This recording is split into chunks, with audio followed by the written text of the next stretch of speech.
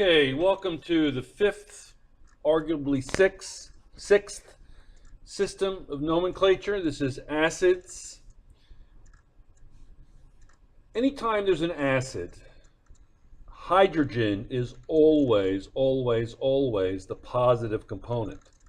There are two types of acids. There are binary acids where you have two elements. Hydrogen is the positive component, and a non-metal only, carbon, nitrogen, phosphorus, sulfur, selenium, fluorine, chlorine, bromine, iodine, etc. And then there are ternary, or some people call them oxyacids, where you have hydrogen as a positive component and a polyatomic ion. I'll show you a rather complete polyatomic ion sheet in a moment. So let's start with binary acids. Very simple. Hydro, the root, ic, hydrochloric, hydrobromic. Very simple. The next kind is ternary acids. No prefix. The suffix is as follows. Ate becomes ic, nitric, sulfuric. You have to add an extra syllable with sulfur and phosphorus. A little weird. And then ide. Ide also becomes ic. Cyanide becomes cyanic, and azide becomes azic. Hydroxide obviously is not an acid. Hydroxide and hydrogen becomes water. Now, what I want to show you, and I'll let you look at it for a minute, and you can go back and forth and look at it as you do problems for the oxyacids.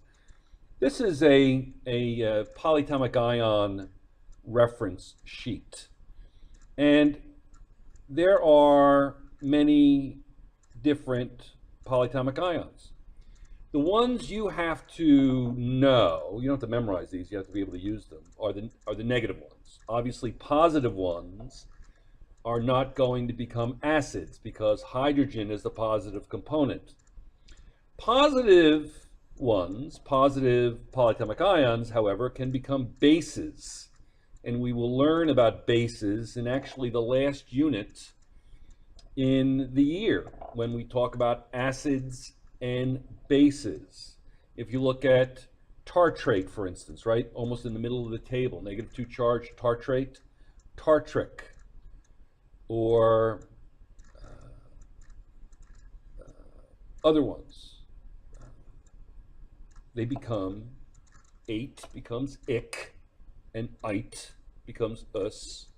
Ide becomes ic as well. Now for some examples.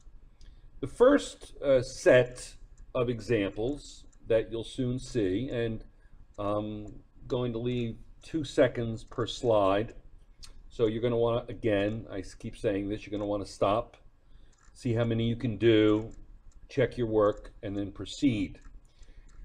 You're going to go, this is going to be binary nomenclature practice, where I'm going to give you just the negative ion, and you've got to give me the formula and the name. Obviously, the next set of problems will be ternary acids. Okay, here it is. Good luck. Formula and name. So, for instance, the first one would be what? Hydrocarbonic acid, H4C. You see, you have to balance that out. They've got to become 0 particles. I didn't state that, but you should know that by now after doing nomenclature for so long. So the first one is hydrocarbonic, etc. Okay? Good luck, and see you in a minute.